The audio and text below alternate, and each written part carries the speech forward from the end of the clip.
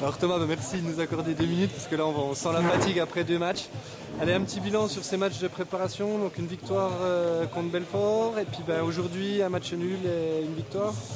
Ouais, c'est bien, on monte en puissance tout doucement, on travaille bien. Ouais, c'est difficile quand on a 2 matchs dans la journée avec la température du jour. Mais voilà, on a travaillé sérieusement, il y a encore quelques petits réglages à faire pour être encore plus performant, notamment sur le secteur défensif. Mais voilà, je pense que globalement c'est pas trop mal, mais bon, on a encore quelques semaines pour travailler, donc il faut surtout continuer, quoi. Effectivement, donc 5 départs, 4 arrivées, il faut le temps que les automatismes se mettent en place. Ouais, c'est ça, on a une base arrière qui est quasi renouvelée. Donc voilà, il faut le temps, notamment en attaque, de reprendre les petits automatismes, de travailler sur les enclenchements. Mais bon, ça va. Avec le temps, on a encore quelques semaines de travail avant la reprise du championnat et puis ça va aller. Bon, vous laissez Thomas, on sent la fatigue. Merci. Alors avec nous, première interview de la saison, donc Christophe Viennet, coach de l'ESBM. Christophe, 2 matchs dans la même journée aujourd'hui, une victoire, un match nul. L'essentiel pour vous aujourd'hui? Ouais, on avait dit que ça serait bien aussi de gagner ce tournoi-là, même si c'était un tournoi dans le cadre de la préparation. On pense avec le staff que se préparer pour gagner des matchs, c'est quelque chose d'important, cultiver l'esprit de la gagne. Après, les conditions de jeu étaient très difficiles avec une grosse chaleur, 2 matchs enchaînés dans la journée, donc c'est sûr que la qualité sur le deuxième match a été en baisse par rapport au premier, mais pour nous, le contrat est rempli. On voulait gagner ce tournoi, on l'a gagné. On a vu des bonnes choses. On a vu que ça avançait par rapport aux prestations de la semaine dernière. On avait décidé d'axer la semaine sur le travail offensif.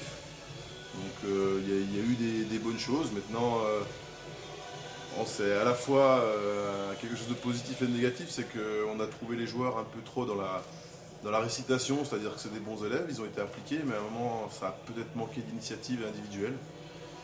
Notamment sur le deuxième match où ça aurait pu faire la différence. Maintenant, voilà, c'est 2 belles mises en situation.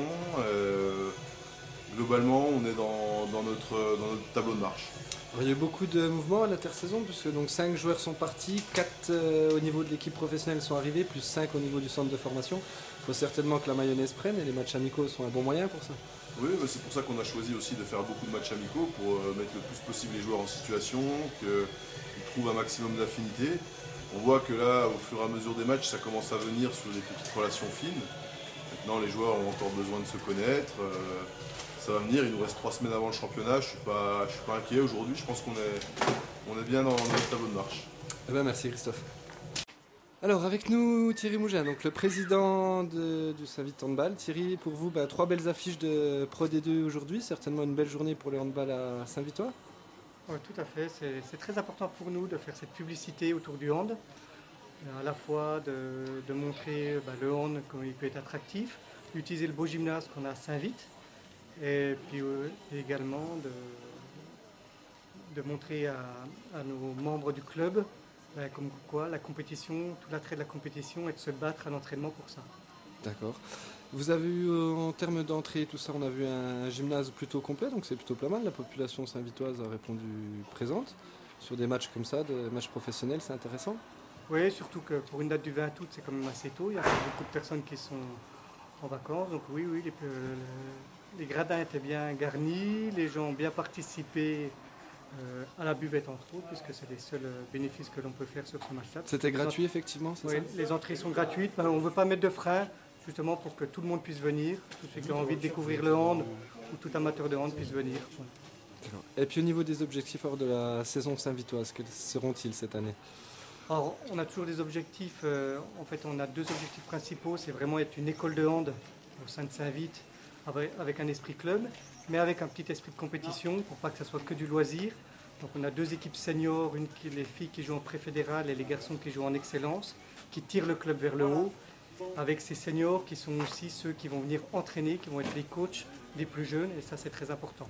Donc c'est très important qu'ils se battent pour gagner leur match à leur niveau, chacun à leur niveau, pour montrer aux plus jeunes cet esprit de compétition. Donc le mot d'ordre, esprit club et formation. Tout à fait. Eh bien merci. De rien.